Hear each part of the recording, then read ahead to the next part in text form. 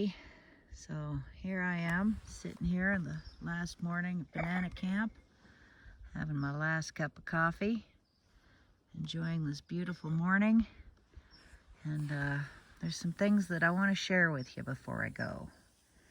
So we haven't had any meetings here because we haven't had any activity here. And boy, I tell you, the difference between the last location and this location is like night and day.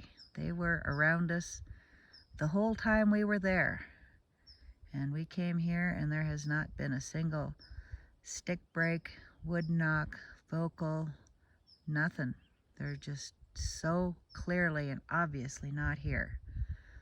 But they left some things for us. And you know, I've had a few days to think on it, and it's kind of painted a picture in my mind. And I'd really like to share that with you. So when we were at Tracy's location, in the evenings, one of the things that he was doing was he was reading us stories from a book that was written back in the 70s about Sasquatch encounters in that particular area, like specifically from around that campground where we were staying. On the last night, one of the stories that he told was when they talked about finding somewhat of a cave, kind of an overhang with like a 15-foot area back into the rocks that was sheltered. And they went in there and they found rocks that had designs painted on them. And they had rocks with stick figures resting on them. And when I heard that, I mean, immediately my brain went straight to that stick figure on a rock at the location where the little Sasquatches were jumping out of a tree. And I mean, that just really, really got to me. It's like, oh my gosh, stick figures on a rock?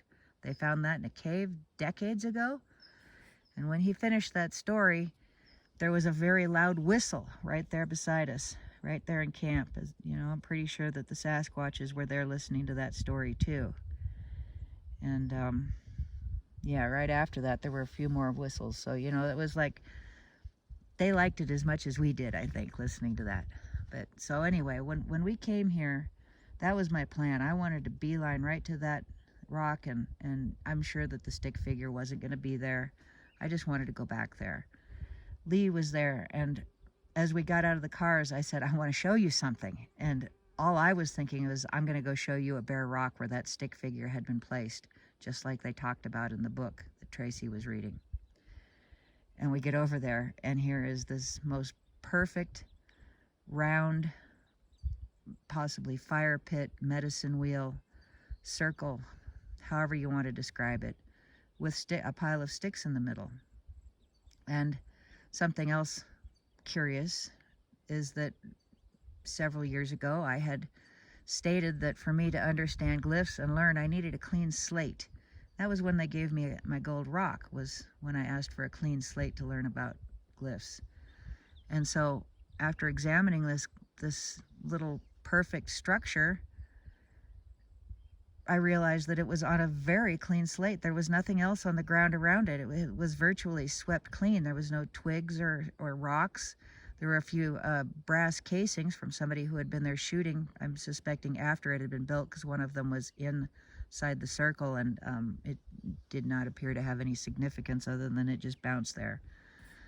So yeah, so they left this perfectly magical circular rock structure, all-inclusive, beautifully made, on a clean slate, and inside it was 12 sticks, which, if you think about it, there were 15 people signed on to this campout, but 12 actually attended.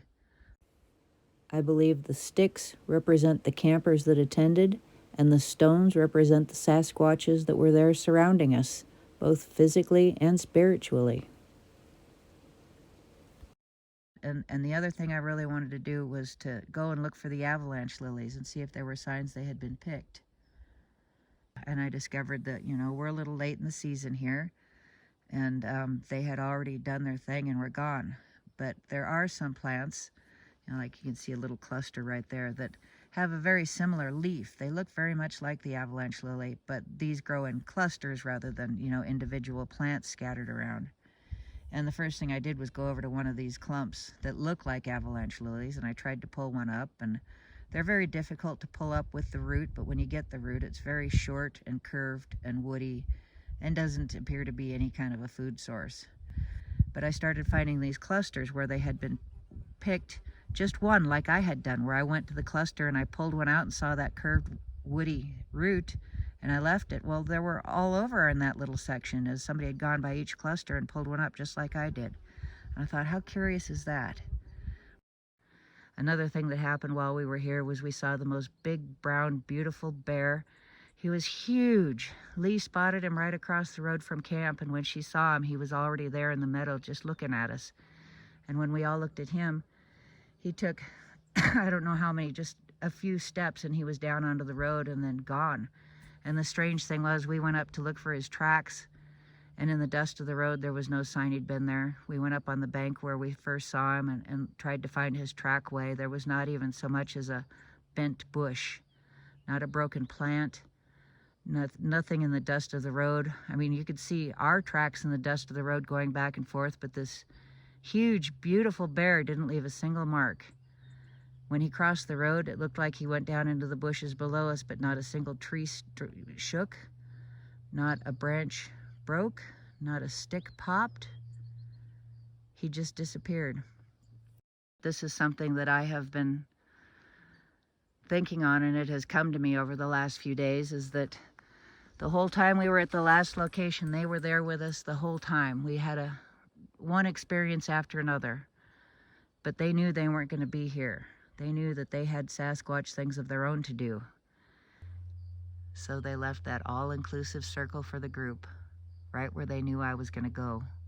First thing, they left these plants that they had picked just to show me that they knew that's what I was going to go and look for. And I wasn't going to find the avalanche lilies, but they still gave me something to find. And a bear to come through and check on us. Big old bear eyes to watch through and see how we're doing. That's how I take all this. That's the message I got. Sorry we can't be here, but we're going to leave you a calling card. Hope you enjoy your time in our home, and we'll see you next time. It's midsummer. It's time for them to be out doing their Sasquatch thing, you know? They spent a whole week with us last week. Now they're busy doing their own thing. But they left the messages, and it's beautiful. And I can't wait to come back again next year. All right, well, I guess it's time for me to go tear down my tent, get the car packed, and head for home. Till next time. Bye, everybody.